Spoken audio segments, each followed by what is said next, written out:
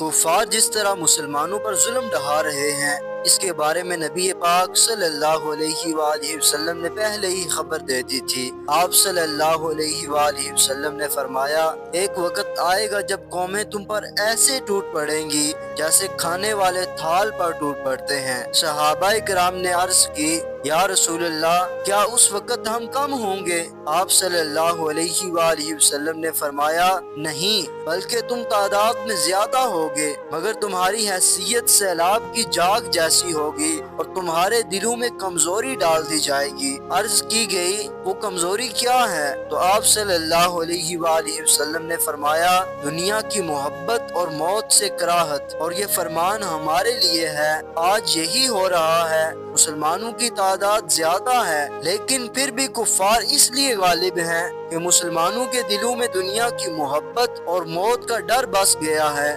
اسلام سے دور ہونے کے سبب۔ اگر ہمیں وہی عزت واپس چاہیے تو دنیا کی محبت چھوڑ کر دین کی طرف لوٹنا ہوگا، ورنہ یہ ذلت ختم نہیں ہوگی۔ اللہ تعالی ہمیں دین کی محبت عطا فرمائے، آمین یا رب العالمین۔